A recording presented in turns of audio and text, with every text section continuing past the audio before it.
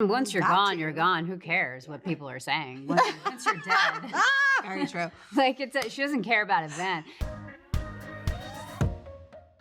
This show has so many twists and turns. It's really all about mystery. But in real life, on set, if something went down, who would turn into full-on Nancy Drew? Oh, Nancy Drew. Who would get to the bottom of that story? I feel like the three of us together could solve any problem. Any Three of us problem together. Any mystery. Yes. We might get involved in a little bit too much talking about it, but it might take us a second to get to the task. Yeah. But I But feel it's like the teamwork that would really get us there, it's the for teamwork. sure. We all have our different strengths, I think, and that was a really kind of beautiful thing to discover as well. You know, that to have these two partners in this show is incredible for me, and to go, okay, Kerry's really good at that. You know, so Kerry's gonna go to have that conversation. Like Kate is gonna take care of that. It just felt like that was something that was a really beautiful thing about making this show. So I feel like we'd be able to. I think we're all the Nancy Drew. I love the teamwork makes the dream work. That's sure. my motto. Kerry, your character Eleanor, she's giving me the essence of Olivia Pope. You know, she's a boss. She likes to fix things for everybody, sometimes making questionable choices. So how did you feel about stepping into Eleanor's version of a scandal? Oh, that's interesting. I think what I really love about Eleanor, which felt very different from Olivia Pope, first of all, it's kind of her presentation of self. Like, I think her fashion and her aesthetic is very, very different. And her version of like healing the world is not so much like fixing things or handling things. She's really trying to be of service through her philanthropy. I think she tries to live a much more contained, behind the scenes service life. Elisabeth, we've seen so many beloved books being adapted for the screen, and you were part of optioning this one. So how did your actor brain and your producer brain decide what to change and what to keep from the book? Well, obviously, it wasn't only up to me. I had great partners in making all of those decisions.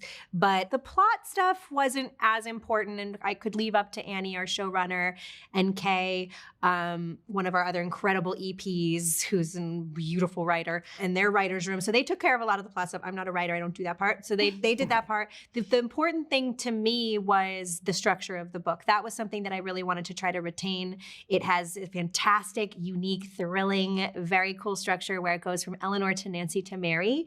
And it's such a shock when you turn that page from Eleanor's story and it says Nancy, and you realize you're gonna get to hear from the friend and who is dead and has been dead the entire book, and now you're gonna get to hear her story and how she got there. And then you're gonna hear from this character who kind of seems like she's a little bit in the background, Mary, and maybe she's not as interesting and she kind of has a quieter life. And then you get to hear her story. To me, that structure was the trickiest thing to figure out, but also the most important thing to try to retain as much as possible. The plot stuff, I leave to them. They got that part. Kate, you've played characters that have made, let's say, dramatic exits on screen, and I feel like Nancy is no different. That's Yeah. true. So I know. how do you navigate playing a character that maybe has some, little messy characteristics, but isn't really around to defend herself? Well, yeah. I mean, once you're gone, you're gone. Who cares what people are saying? Once you're dead. Very true. Like, she doesn't care about it then. It's much more complicated when she's alive and trying to figure it all out. But We got to hear from you. yeah. I do feel like Nancy had her perspective and her story told as well before that, fateful night. But yeah, it is kind of funny to play characters who get killed. I've done it a lot, like at least 5 times. But yeah, Nancy was a really fun character to play. She's really complex and had really great clothing, so that was fun.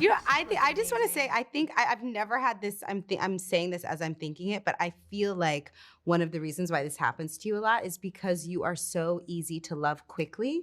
Because when you lose a character, like it has to have an impact on the show, right? Like the loss of a character has to be felt significantly for audiences. And I think you have the kind of energy where like your absence is impactful. Thank you. I do take it as a compliment. A lot of people, I think, have said, or in the past, I feel like you didn't want to die as an actor. It was like if the character dies, it's like not it's not a good thing. It's somehow like offensive or something. Right. But I always took it as a compliment. Yeah, you should. This is, and don't listen to this part, but like the thing about casting Nancy that was, Kerry came on and then we had to cast Nancy. And the thing about casting her that was so important was she had this enigmatic quality. Yes. She had this star power, this kind of like this person who walks into a room and is just special.